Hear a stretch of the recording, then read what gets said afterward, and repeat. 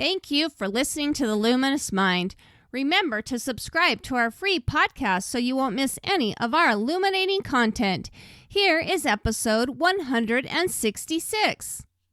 What I've learned is that learning how to learn and knowing how to learn is one of the most important and least appreciated skills out there.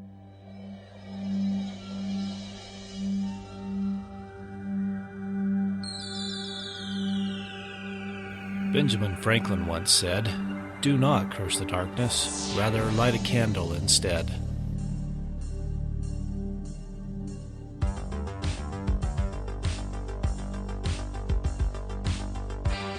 If you're ready to set your mind on fire, then prepare yourself for the Luminous Mind with your host, Rebecca Bowman.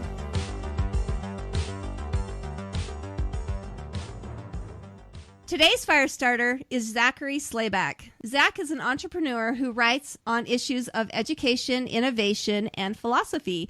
He's an Ivy League dropout and speaks regularly on education, college, and how and why to foster more entrepreneurship and issues related to professional development. He believes that entrepreneurs are the primary actors of social change. Zak is the founding team member of Praxis. He was one of LinkedIn's most influential voices on education in 2015 and has been published in Newsweek, the New York Examiner, the Daily Caller, the Pittsburgh Post-Gazette, the Christian Science Monitor, the Foundation for Economic Education's Anything's Peaceful, among others. He's also appeared on the Glenn Beck program and the Huffington Post Live. He has spoken at the Coin Congress SOF, the Till Foundation Summit, Regional Students of Liberty Conferences, and elsewhere. Zak lives and works in Pittsburgh, Pennsylvania. Welcome, Zak. Thanks, Rebecca. Thanks for having me. It's going to be so exciting to hear more about innovation and education. But before we get into any of that, all of that, please tell us a little bit more about yourself. Yeah, so as you noted, I am one of the founding team members of a company called Praxis. You've had my colleague Isaac on the show before. He's Isaac Morehouse. And Derek, and I love them all. I've gotten a lot of great feedback about Praxis, so I'm sure our listeners are going to be excited about that. I am excited about Praxis. I don't know my opinion yet, but yeah, so I'm one of the founding team members. I joined Isaac a couple months after he went full-time and we were building the first class out and everything like that. I was a sophomore in college at the time, and I was ridiculously antsy, hungry, needed to do something. I was doing well. You know, I had a great GPA, and I had a really cushy research fellowship job over the summer, which I can tell you, if anybody ever tries to tell you that academia is a hard job, they either have never had a hard job in their lives or they're a comedian. So I literally sat on a beach and read books and then took notes on those books and then sent them over to a professor. I say that because a friend of mine recently, who is actually a non-academic intellectual, someone posted on his Facebook status that academia is such a hard job and it's something that, you know, you have to deal with students and you have to deal with committees and all these other things. Maybe you'd just be better off being a plumber. And this guy was totally serious, and I'm still just kind of like dumbfounded by how someone could be serious with that. Total aside. But so I ended up going to Isaac. I was in his focus group for Praxis, and I asked him, hey, just let me work for you for free. I'm going nuts. I'm going absolutely bonkers here in school. I'm doing well, but I need something to do.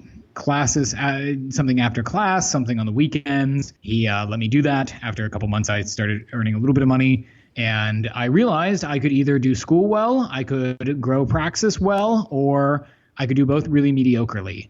And I decided I'd take a year off from school, go move down to South Carolina, build Praxis with Isaac. And as we grew, TK Coleman, our education director, was with us. We started adding different team members. We started gaining more traction. I looked over at Isaac one day and I told him, sitting in the office with him, and I just rolled around in my chair and I was like, why would I go back to school? Why would I go back somewhere where I have to pay money to learn in a way that is not conducive to my learning style, to learn things that I don't particularly have much interest in learning, to be less fulfilled, less interested, and less driven than I have been doing this. I was more driven, more fulfilled, learning more, and making a bigger impact through, maybe 6 months working full-time on Praxis than I had been in 14 years of school. So I dropped out. That's great. So, and you met Isaac in school? Is that where you met him? No, I actually met Isaac. You mentioned in my bio, the Foundation for Economic Education, phenomenal organization. They host seminars for high school students and college students all around the country. And I'd been referred to one by one of my teachers in high school. And I went out when I was maybe 15, 16 years old, and I met Isaac there. He was working for IHS at the time, his old employer, and was a speaker, and I just stayed in touch with him. He helped me get a job right after I graduated high school at IHS as an intern, and was just in touch with him from that. So fee.org, I strongly recommend Fee. Yeah. Oh, great stuff too.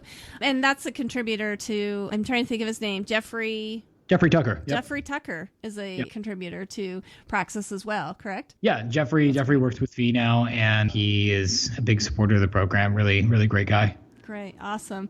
Well, and give us kind of a background. I mean, did you plan on going into education? We talked about how you talk on education, you have the internship program with Praxis that you've done. You also wrote a book that wasn't mentioned in your bio, but The End of School. It's called The End of School, Reclaiming Education from the Classroom.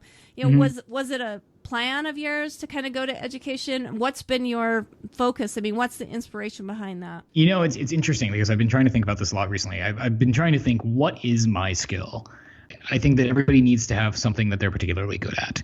For like my colleague Derek, he's really good at marketing. For my colleague TK, he's really good at argumentation. For other people, it might be other things. For me, I think what it is I can learn things pretty quickly. I can learn pretty much anything at a slightly above elementary level fairly quickly.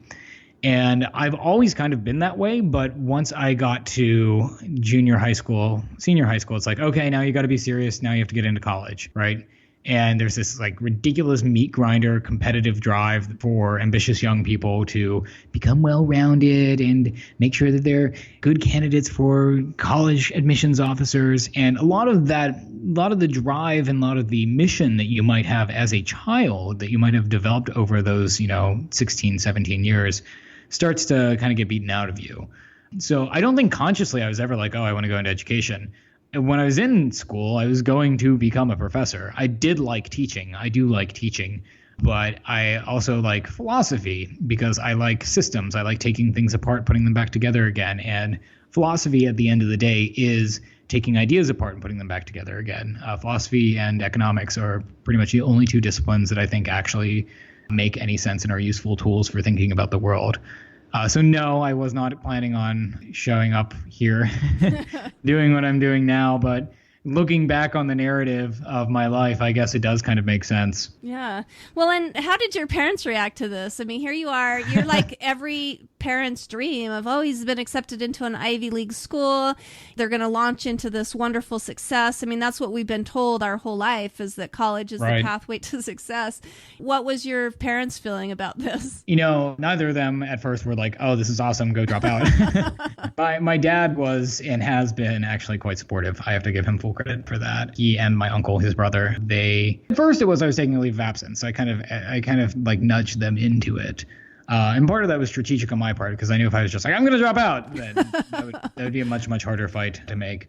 But my dad was a little more supportive. He admitted, he and my uncle, I've had multiple conversations with my uncle where he says, what was good for us as, and they're kind of like early Gen Xers, late baby boomers, doesn't necessarily make sense for you. And the idea that what's good in like the 60s and 70s and 80s needs to be good for somebody in 2010, 2012, 2016 is kind of stupid. Yeah. I mean, it's not just crazy, it's stupid.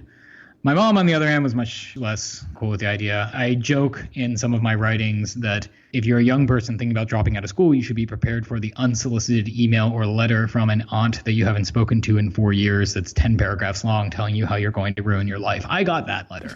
And that was eventually what you have to do at the end of the day is you have to realize your parents, I'm sure they have your best interests in mind, and I'm sure they have great intentions, but they don't run your life. And if push comes to shove and you have to go back to school, you can. There's no law in the United States or anywhere to my knowledge that you can only go to school until age 24 If I wanted to go back and finish my bachelor's degree, I could. It probably wouldn't be that hard. Exactly.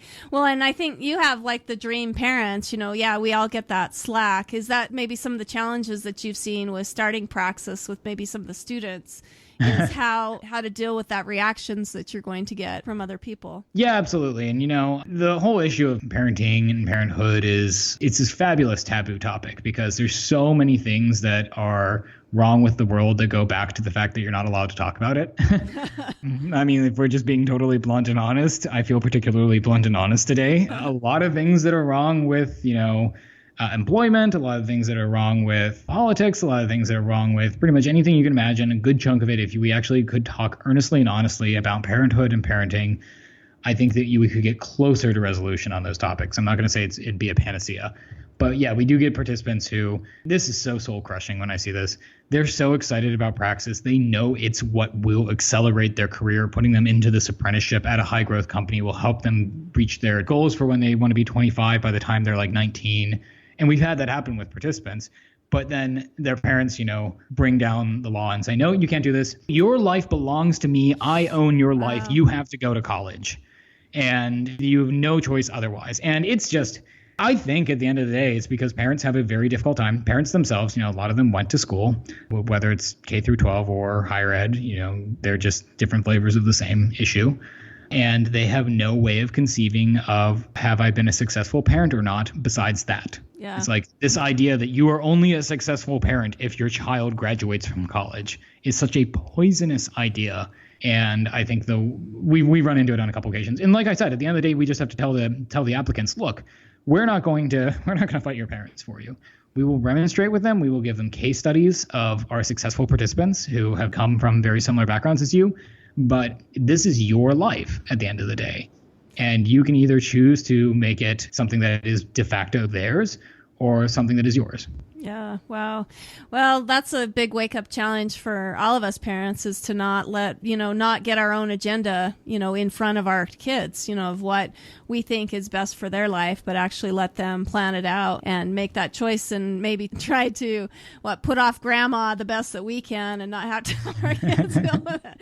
But hey, tell us what you feel like, working with Praxis and some of the things that you've seen. How do you feel like your paradigm has changed over time and with experience on this topic of education? Yeah, so I originally was somebody who essentially had this idea in mind that there's this why not idea of getting that credential, right? Like, why not make your life a little bit easier? You're going to open more doors by having that credential, that college degree. And I've come to realize that you actually need to flip the burden of proof. And you need to ask, why are you going to college? Why do you want that degree? And why not go do something else? And I actually think, I've written an article on this, I think it's in my book, that education, there's this ridiculous idea out there that the more education, in particular, the more schooling, education and schooling are totally separate things. And that isn't a paradigm shift I've had from doing this. I was a child who grew up during the No Child Left Behind era. I remember seeing some of the classes where I really learned and flourished being cut because some bureaucrat in Harrisburg decided we need to have more funding cut from this class and more funding put over into something like Algebra 2. I remember thinking, this was even before my education radicalism came about. I was like, that's so totally stupid and absurd. That makes absolutely no sense whatsoever. Schooling does not equal more options. There's this idea out there that if you get more credentials, I meet people who are like, I'm going to go get a master's degree. Why are you going to go get a master's degree? Oh, it's going to open more doors for me. That's not necessarily true. One, it takes time. And there's an opportunity cost to the time that you are in school. And the time that you spend 4 years in university, that's 4 years that you could be doing other things. And the time that I could have been finishing up my degree at Penn, I instead worked on building Praxis. And by the time I would have graduated, we became a profitable company that is blowing up like crazy. And we have participants applying from all over the world. And we get more participants in a week now than we got in 6 months when we first launched. Wow. You need to understand that it doesn't necessarily equal more options. Also, the fact, I've talked to lawyers or I've talked to people with master's degrees who are like, I want to change my career, I want to change my job, but no one will take a second look at me because they see these advanced degrees on my resume and they're like, what the heck's wrong with you? This is particularly true for lawyers and doctors, but even people with master's degrees. And I will tell you, as someone who is essentially a surrogate of a hiring manager in many cases, if I see that somebody has a degree in 16th century underwater basket weaving from a university that I know is like $40,000 a year, even $20,000 a year, even $10,000 a year. Let's be honest. I have to think, what's wrong with your judgment? What is wrong with the way that you conceive the world that you allow yourself to get in that kind of position? Wow, so, yeah. I mean, it's changed in that way, but it's also become a lot more optimistic. I'm just kind of cranky today. I used to believe that like self-learning and autodidactism are like really nice things that you should be able to do, but at the end of the day, you need to go get the credentials and everything so you can push yourself along. I can't be farther from that now. I think that self-learning, unlearning, and relearning is not just something that you need to do throughout your life, but with the way that the economy is developing today, is a moral imperative. Yeah, it's essential. If you are not capable, and if you do not live in a situation that makes it possible for you to learn, relearn, and unlearn continuously throughout your life, you're going to have a hard time. If I had to consider like what my mission is, it would be that. It would be taking this ability to like learn quickly or understand learning, like learning about learning and understanding how we can learn about learning. I tweeted out the other day, and I normally don't gauge the profundity of my own ideas based on the number of retweets and favorites I get. But I tweeted out the other day that and this was just, something I was thinking about, that school is the place where knowing how to learn goes to die. So there's this idea in like physics, there's this idea that's really, really popular, especially out in like the Bay Area, kind of like techno libertarian scene right now, that we need to think from first principles, right? If we broke down everything we know about a subject besides like the very basic observable things that we know, it's this kind of like very Aristotelian idea. It goes back to Aristotle. And it's really, really applied in physics, for example. Like Elon Musk is really famous for using first principles thinking. It's a pretty common idea actually in economics. This is why economics still actually kind of makes sense. And if we wanted to apply it to education, it becomes really, really hard with anything that's socially oriented, because you would have to like take people who've never interacted with other people, or have like never been through school or never been through any kind of education or training. And then you'd have to like put them in all these different kind of randomized control trials, and it'd be ridiculously difficult. But we actually have these people. They're called children. And I don't mean that like let's make children lab rats. I mean, just watch children learn. They learn very, very quickly, and they learn very well. And they learn things that are really important to them as well. I was talking to my colleague Isaac about this the other day. He and I both read up on the Sudbury Valley schools not long ago, which are these schools that don't have classes, they don't have instructors. Sometimes they're called democratic schools. All very interesting subject to look at. But in one of the books by one of the founders, they talked about this child who, for something like 4 or 5 years straight, was just obsessed with fishing and learned all these other skills that became necessary in order to become a good fisherman, right? But then one day decided, I'm not interested in fishing anymore, and then went off and now is like a computer programmer, like a senior computer engineer somewhere, right? This idea that we need to force people to learn things at certain times on certain timelines, I think actually disincentivizes learning, and it makes us unlearn how to learn, if that makes sense. Yeah. Well, recently I talked to somebody who talked about, as a parent, you're always worried about your kids are going to become obsessed with something, like Angry Birds or some latest play video games for 3 years or whatever. But really the obsession, like you said, I mean, sometimes we have to go through those obsessions to learn some things, to learn how to learn, and maybe that will spark interest in other areas. Is that where you're going with that? Yes, first of all, I do think that's absolutely true. I mean, I see homeschooled and unschooled children all the time who say they're fascinated with Minecraft, right? But to get to the next level in Minecraft, they want to like create mods for the game that you can install in the game and create your own little world. They have to go learn a certain type of code in order to do that. Okay, now they have some sort of context for learning code. This is why, so many children can't learn math. Like, I know so many people are like, oh, I'm not good at math. It's like, no, you're probably actually fine at math. You just associated math with suffering while you were growing up. Yeah, exactly. Because you had no context to it. If you try to teach like an 8, 9, 10-year-old like long division, if they don't know why they need to use long division, they don't have some kind of applicable way in which they can use it, even if they do learn it, quote unquote, like they pass the class with good grades, they're not actually learning it. And then they're going to have to go back and relearn it later on in life when it actually becomes contextually relevant to them. So yes, there is absolutely that component. The other one is like, boredom.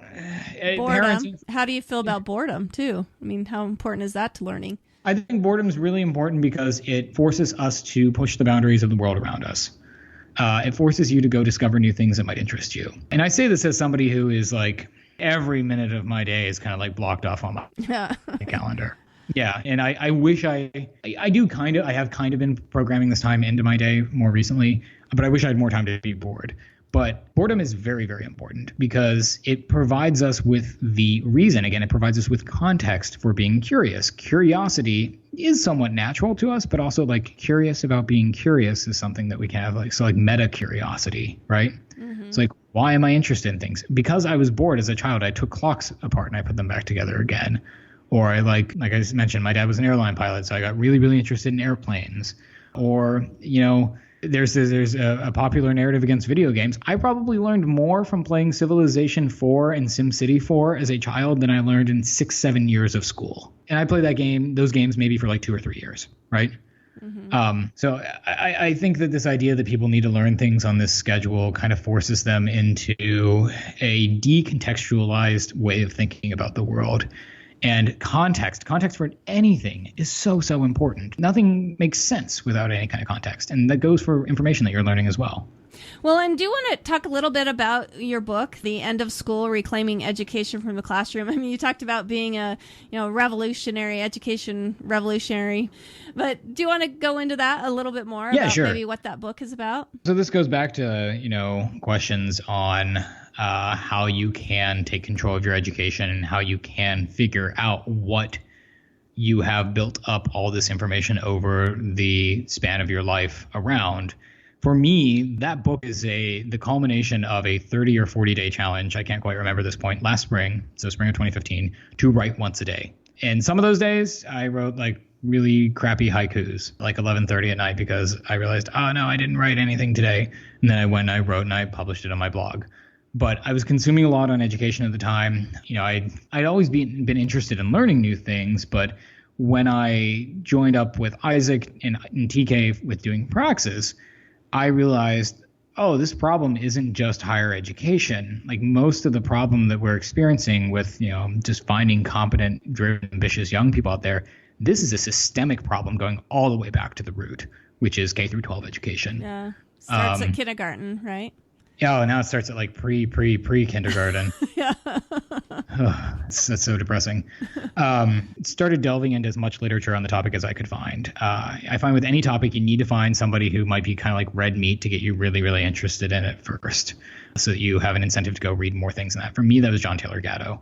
John Taylor Gatto was New York City's Teacher of the Year in 1989, 90, and 91, and then New York State's Teacher of the Year in 1992. Then in 1992, he penned a article in the Wall Street Journal called I Quit, I Think, where he went on about how he had been working for decades in a system that industrializes and hurts children.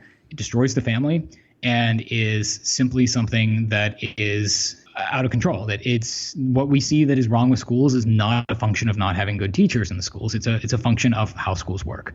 I've had this conversation with Isaac before where schools aren't broken. A lot of people love to say like, education needs reformed. Schools aren't broken. They're working exactly as they're designed to work. Mm-hmm. They're designed to create a certain group of people who respond to certain kinds of incentives in certain ways. They're particularly risk averse. They don't rock the boat. This is not a conspiracy theory. I wish it was a conspiracy theory, because if it was a conspiracy theory, you'd be able to go and like find an easy solution to it, like chop off the head of the Hydra, right?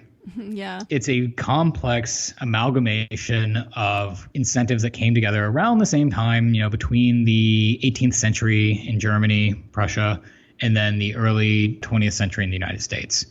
And when you really start delving into it, you realize the fact that school and education have kind of become one word associated with each other is really, really pernicious, because they probably couldn't be further from each other.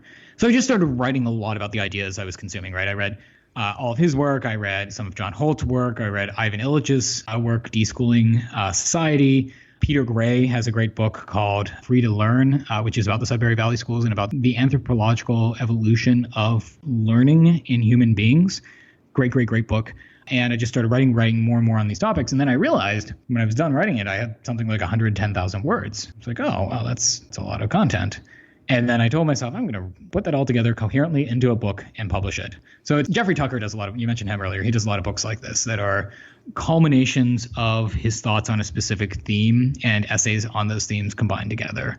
So that's what The End of School ended up becoming. I got a wonderful person to help me put it together. Her name's Lacey. She's ridiculously competent, hardworking. She helped me get the cover art together, edit it, format it. And I thought about shopping it out to different publishers, but this is another great thing about the age of the internet. It just makes sense to publish it yourself. Unless you're getting like $100,000 from some kind of publisher as an advance, it just makes more sense to go ahead and publish it yourself. Yeah. 10, 20 years from now, you'll be getting huge advances, right? Let's do that. Awesome. Hey, I people are still buying the book pretty regularly. I look at my bank statement and I'll see ACH deposit from Amazon. I'm like, oh, I wasn't even really thinking about that. Nice. That's cool. That's awesome. Before we go on, let's listen to this message. If any of you are looking for any last-minute gift ideas this year, imagine how relaxed you'll be lounging in a hammock from the Teton Hammock Company. The folks at the Teton Hammock Company create the best hammock camping gear on the planet. Not only do they use their hammocks during the lazy days of summer, but they have engineered and tested their gear in the harshest of conditions so you can be comfortable in any kind of weather. All of their gear comes with a limited lifetime warranty and are made of the highest quality nylon and polyester ripstop fabrics, and their quilts are stuffed with industry standard water-resistant down for the most comfortable night's sleep you've had in years. If you're like me and sleeping on the ground sounds like something for barbarians, then head over to www.tetonhammocks.com and hang with the best. At checkout, use the code LUMINOUS10 for an additional 10% off your order. Happy hanging!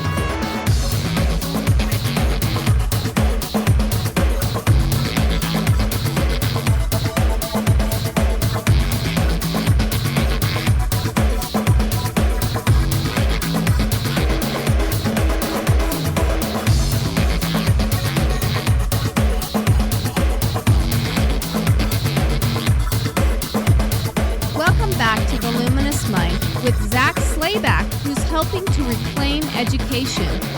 Well, tell us kind of what you do with Praxis. What's your position there? Yeah, so I'm the business development director, which means that it is my job to find the companies that are our business partners. So at Praxis, what we do is we take ambitious entrepreneurial 18 to 20 something year olds, usually around 25, but we've had some participants who are a little bit older, and we've had participants apply who are as young as 15, 16 when they apply. You can apply up to a year out, so they'd be 16, 17 when they start the program. We train them for a couple months in professional development, personal development, writing, all these other things, building a personal brand. We give them a Praxis advisor who's kind of like a one-on-one coach through the program, one-on-one mentor who does coaching with them. And then we throw them headfirst into a growing startup where they work for 6 months. And they have the opportunity to work near successful entrepreneurs, learn directly from them. And at the end of the 6 months, they get a $40,000 a year minimum job. And no college degree required. And it is ridiculously fulfilling, especially when we get them young, to see that. So my job is to go find the companies that not only do they need this kind of help, do they need ambitious entrepreneurial young people to join them, which the fastest growing companies in the country absolutely do. It is ridiculously difficult to find good help. We thought business development, when we first launched the company, would be like this hard problem that we would have to. I have companies knocking down the door at this point. It is so hard to find good help in the United States today. So it's my job to find those companies, and ideally that those companies, that the idea of Praxis resonates with them, right? Yeah. If I get on the phone with the CEO or the CTO of the company and they tell me, I wish something like this was around when I was younger, that is almost always the best sign possible that they will be a great business partner that will provide a quality experience to our participant. Because at the end of the day, our participant is our customer. Yeah. Well, and I want to hear what your response is. I mean, what are companies looking for? What's missing in our education that, they're not being fulfilled and not seeing? Everything. Yeah, so I half jokingly say everything. The market out there is broken down a couple different ways. We take some participants who are kind of technically oriented, but we don't have nearly as many of them who are not technically oriented. And by technically oriented, I mean they have coding skills and they can build applications and they want to do that professionally, right? I'd say maybe 20% of our participants are that way.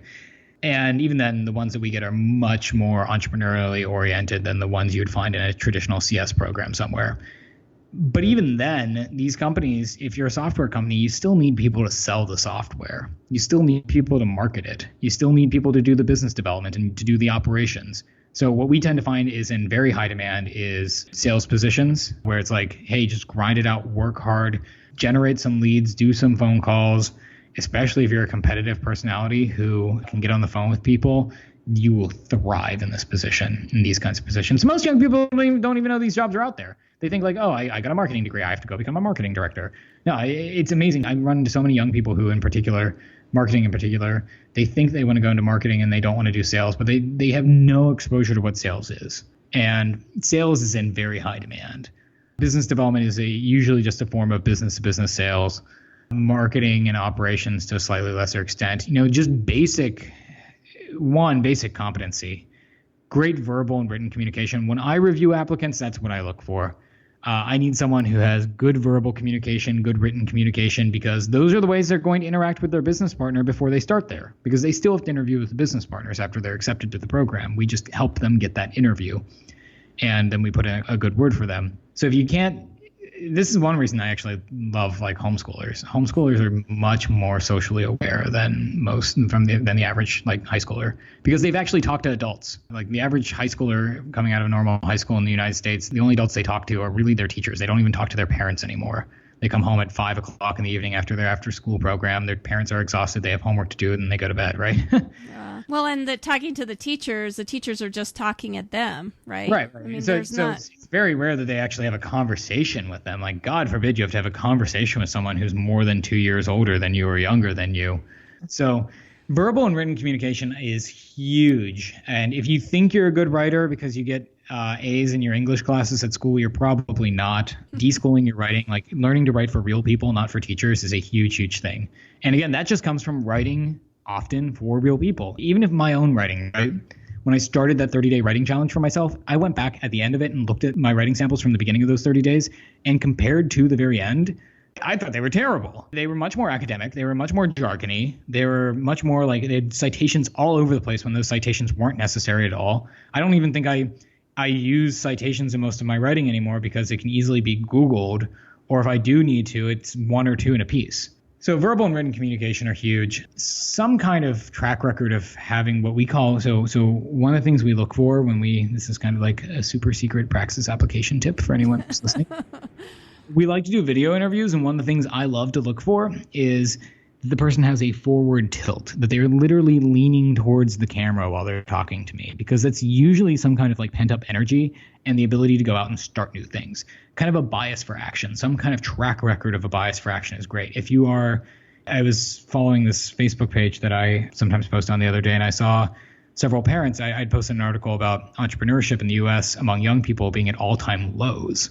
There's this weird myth out there that every young person has a startup. That's not true at all. And a couple parents commented on it, and they said, my kids, 8, 9, 10 years old have their own businesses, and they posted pictures of that. And that's great to see something like that. That is something that's huge for us at Praxis and for all of our business partners. Does that answer that? Yeah. Well, and we talk about like Praxis is like an apprentice type education that you're getting. I talk a lot about on my podcast about mentorship, and kind of how that's different than teaching. Mentorship, you're actually helping and guiding. What have you seen kind of with this mentorship, apprenticeship type of a relationship? How has it made a significant difference in the success of the applicants? And then maybe what have you learned from mentoring other people? Yeah, so the Praxis apprenticeship is broken up in an interesting way. So you do get this kind of apprenticeship experience while you're at the business partner, right? Because the business partner has an incentive for you to succeed, because if you succeed, they succeed. And most of our business partners, like I said, I try to get them, make sure that they've bought into our mission, that they understand what we're trying to do. And the ones who like tell me, I love this idea, I'd love to, mentor or, work with young people like this, usually great business partners. And then there's also this component where you get this Praxis advisor. And the advisor is someone who meets with you weekly or biweekly, helps you set goals, keeps you accountable to those goals, and helps you set milestones to measure whether or not you're achieving those goals. That's really important, because I think when a lot of people think about learning, they think about it in terms of, and they're trained to think this way, it's not their fault. They think about it in terms of study, go out and do, right? And then succeed or fail. And then if succeed, never study or do it again. And if it's failed, then it's like study, go out and do, right? Or they give up, right? Or give up, yeah, and then like never touch it again, like how a lot of people view math. what we call our actual educational process is coaching. And the reason we call it that is because if you watch coaching in, say, like the NBA, this is an analogy that Isaac and TK came up with. I'm from Pittsburgh. We don't have an NBA team. I have I can't really talk about it intelligently with you. I'm sorry.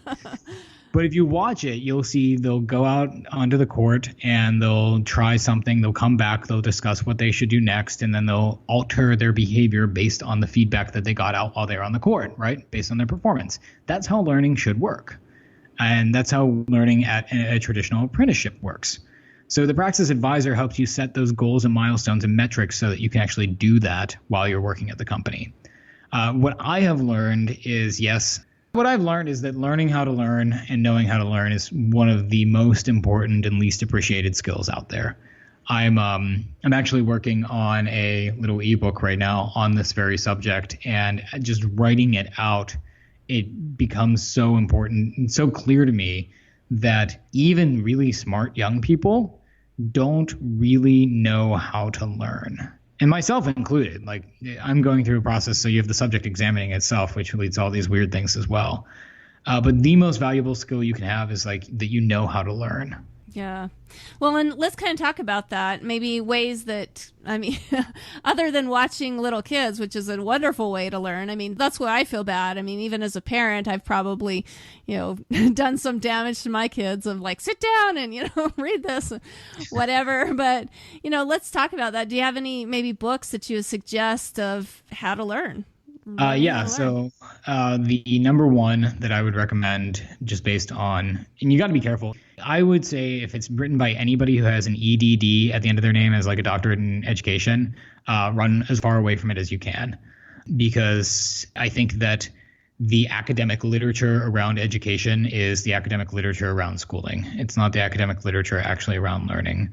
What I find more interesting and more insightful is economics, philosophy, specifically moral psychology. Moral psychology is the study of emotions. Sorry, I shouldn't assume that people know that. That's the kind of like wonky thing. That is actually the kind of one wonky thing that I picked up in college that I am fairly grateful for. It's the philosophical study of emotions and how emotions work and how they influence our decisions. So in economics is the study of human action. So if you understand economics, which gives you insight into incentives and institutions and how individuals work in those institutions with certain incentives on them. If you understand moral psychology, which is how their emotions interact with other concepts that they might have at play. And then a little bit of history is important. Got to always be careful with history because history almost always has an agenda. So to answer your question after this really long-winded preface, probably the number one book is Peter Gray's book, Free to Learn. Free to Learn is absolutely phenomenal. He opens it up one of the most important things that you need to make sure you have when you're trying to learn something new is a reason, and a very strong reason to learn that. Yeah. And he opens up talking about what his very strong reason to learn that is. And that very strong reason is that he was called into the principal's office at his child's school where his young child told him, the principal, to go to hell. Most parents would like smack their kids. So it's like, let's abuse the child. That will solve the problem. But what he said was he took a step back and he wondered, like, why is my young child so miserable, unhappy, and in such a position that they would find it necessary to say this? So he went in, he studied a lot of the psychology research, studied a lot of the anthropology on learning, how people learn. And the solution he found is that the mechanism that nature, that has developed through nature over millennia is play. Play is a system of learning. It is, I don't say it's necessarily learning itself. It's kind of like a system of learning where you have good reason to learn. You have context for learning. You can experience focus. You can experience self-efficacy, meaning if you're trying something, if you're trying to learn something and you're constantly frustrated and you're making no progress at all whatsoever, not only are you not going to really learn anything with that, you're also going to start feeling pretty bad about yourself. And you're not going to want to revisit that subject. So you have to experience an element of self-efficacy. So Gray's Free to Learn is great. If you want something on the history of education in the U.S., I do think that John Taylor Gatto's Underground History of American Education is phenomenal. It's probably the best work you can find on this topic. Deschooling Society by Ivan Illich is also quite good. And I also am going to throw kind of one out of left field here, and it's a book by a risk analyst. named Nassim Taleb. And the name of the book is Anti-Fragile. And the man talks about everything imaginable in the book, but he does talk about education in it. And he draws this paradigm of different systems in the world, right? Where you have systems that are robust and fragile. So something that's robust, like I'm looking around me right now. I have a tub that my laptop is standing on right now, right? Waiting for my standing desk to show up. So this is my makeshift standing desk. If I threw this tub across the room, it wouldn't break. It's pretty robust, right? It wouldn't break. I have this glass sitting next to me, or my laptop. If I threw the laptop or the glass across the room, it would break. It's fragile. So things that are fragile, they break with distress. They break with while being shaken, while being disrupted. Things that are robust, they resist being broken. Things that are anti-fragile, they get stronger. That's the difference. And education ought to be that way. And play presents a system in which education is pretty anti-fragile. Well, and like you said, I mean, the emotions that go along with that too. I mean, the kids love it versus like this absolute hatred where you never want to do it again. Yeah, no, the most dangerous part of school in particular is that it teaches us that learning, it associates learning with work with in pain. the mind. Yeah, definitely. Yeah, drudgery. I don't even want to call it work because ideally work is not pain and drudgery, but it associates it with pain and drudgery. And that, I'm not a Freudian psychologist, but that has serious long-term impacts on the individual's life and how they conceive of their life. Yeah. Well, and on societies as a whole, the United States is like the most numbing society. We do whatever we can to numb ourselves from the pain that we have of our lives. So besides writing and learning, do you feel like there are other personal habits that are really important to be successful? Just having habits. I actually kind of blogged, did a little audio recording on this today. I'm hesitant to call it a podcast because podcast implies consistency. And this is not something I would call a habit yet. But the cool thing about my job and why I like my job is I get to interact with successful people all the time. I just like being around them. I like learning from them. I like understanding what makes them tick and what makes them different than everybody else. And the theme is that they have you can call it discipline, you can call it strong habits, whatever you want to call it.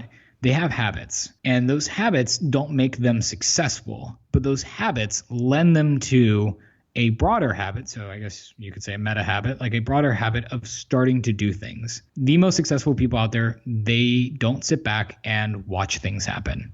They do things. There are two sets of people in the world. There are people who watch people do things, and there are people who do things. Most people fall into the first category. I think that's pretty unfortunate because I think naturally, again, look at children. Children do things. Children do lots of things. People are naturally in the second category. So if you develop habits, you're going to start developing, it's like a muscle, right? You're going to develop this muscle that gets stronger and stronger. And so if you went to the gym, you curled a 10-pound dumbbell for the first time in a couple of years, that might hurt a little, right?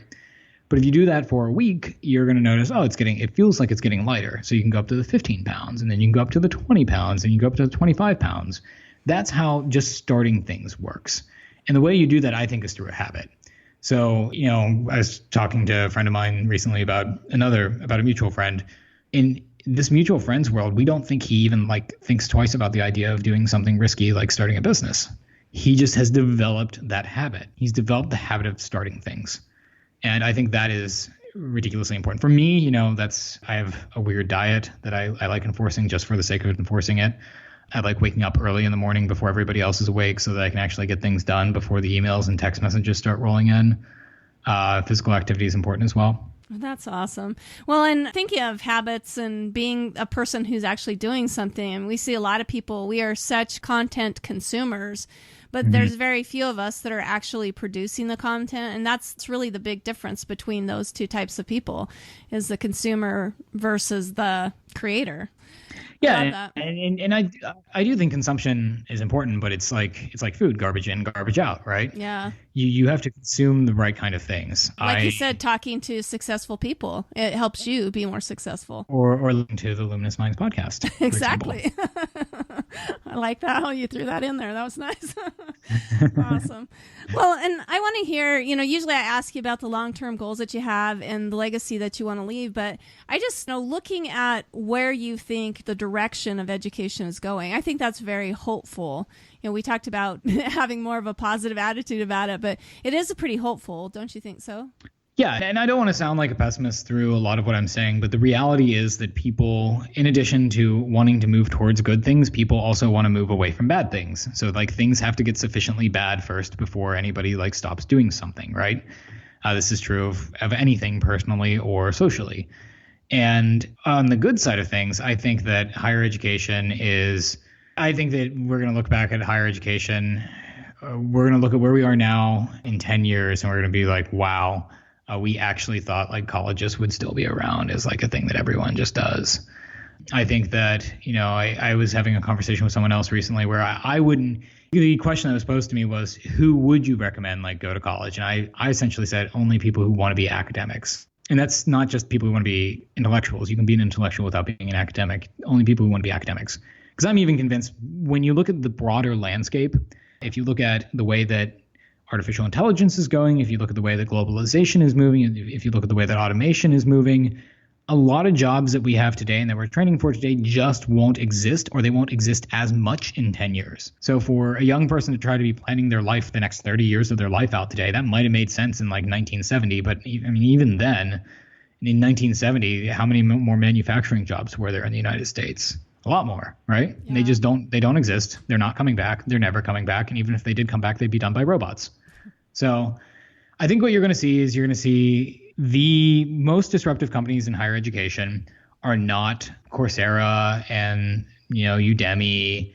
I would like to think Praxis is up there, but they're LinkedIn and they're LinkedIn and Google. That's who they really are, because people go to college to signal something to people. They go to college for a credential.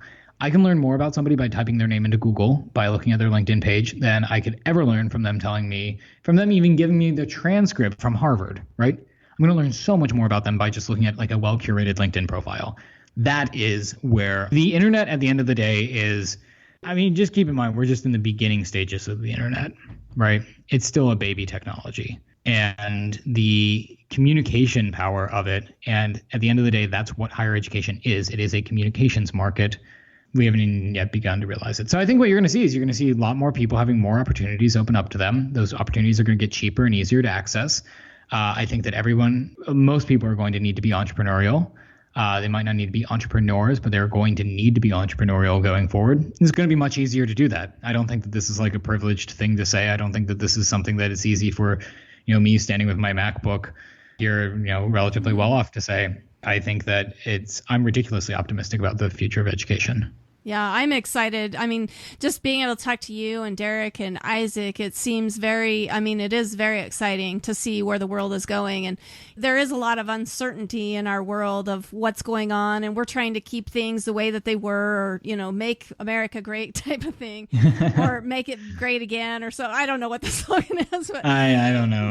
But really, it really is headed in a direction. It's headed the correct direction for the technology that we're seeing, and that we need to see that education follow that and to become part of that and embrace those jobs. So that's great. Yeah, people should ignore politics. That's my other word of advice. Yeah, politics is not just a lagging indicator of social change. It's bad for your health, and it makes people dislike each other in ways they shouldn't. Yeah, exactly. All right. Well, do you want to tell us some long-term goals and maybe what you're hoping to see in the future, or would you like to just give us some parting words of advice for our listeners? Which direction you want to go? I do. Like I said, I do have a couple of things coming down the pipeline that might be interesting to some of your listeners. You can find those on my website, or you can get some sneak peeks to those on my website. I want to imagine that in the next couple of years, when I say the word apprenticeship, you don't think, medieval history or plumber. He's a welder or something. Or a welder. And there's nothing wrong with those jobs. It's just where the word is associated right now. That you will think Praxis. When you think, I know a young person who is driven to succeed and they will succeed, you don't think like, oh, they need to apply to Michigan or they need to apply to Yale. You think, oh, they should apply to Praxis. Those are my long-term goals as far as that goes. Broader things, that's kind of a secret right now. Parting words of advice are do something every day to keep learning and growing. And I don't mean that in like a schmaltzy, like motivational sense. I mean, like commit yourself right now do something that puts your skin in the game, that if you fail to do it, you will be embarrassed, you will lose money, whatever you need to do that makes you start learning something today. Like I said, I don't even think that that's important for someone to do. I think that there's a moral imperative for you to do that. If you have kids, you have a moral imperative to support them and your family. If you're a young person, ideally you would want to be able to support yourself later in life. Start learning right now. And if you don't know how to learn, or you want to keep learning how to learn, contact me and we can talk about that kind of stuff. That's awesome. That's great advice. I mean, I think Dave Ramsey says, I listen to him every once in a while, but that the difference between you today and you 5 years from now is the books you read and people you meet. And that's really true. I mean, those are the things that's going to make the difference of who you are in the future. So do you want to go ahead and give us your contact information of how we can get in touch with you? Yeah, absolutely. My website is Zak Slayback. That is ZAK Slayback, SLAYBACK.com. On there, you'll find recent blog posts. You'll find my About page. You'll see where my speaking engagements are. If you want to come out and meet me at some point in the next couple of weeks, I'm all over the place.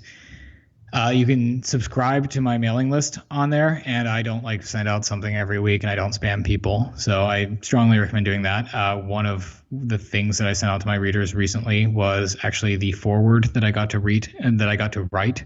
I think that was a write and read put together in one word that I got to write for the 25th anniversary edition of John Taylor Gatto's book, Dumbing Us Down. And that won't be out till the spring, but I sent it along to my subscribers because I want to give things to people. On Twitter, I'm at Z Slayback, Z as in zebra, SLAYBACK. And then on Facebook, I'm just Zak Slayback. Shoot me a message saying, hey, I saw you on the podcast, and I'll almost certainly add you. That's awesome. Well, and what a great way to end our contacts is knowing that you're the 25th anniversary of John Taylor Gatto's foreword there. That's awesome.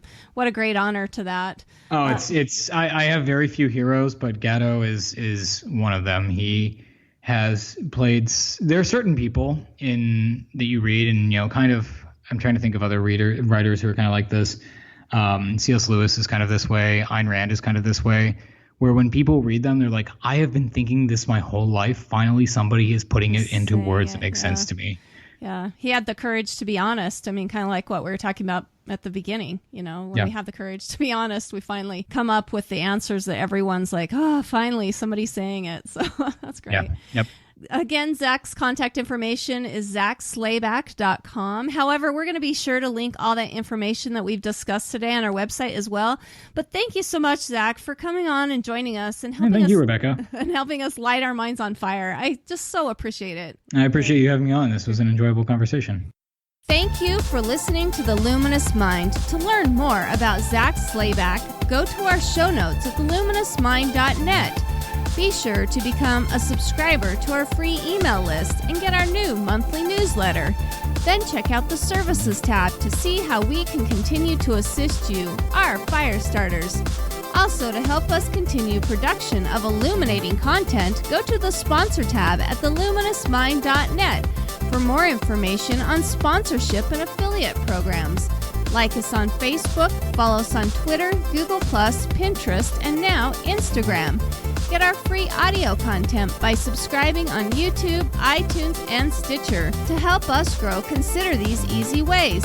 Tell your friends about us, leave us a review, share our content. Tell us how we can help you so together we can continue to light minds on fire and change the paradigm of education.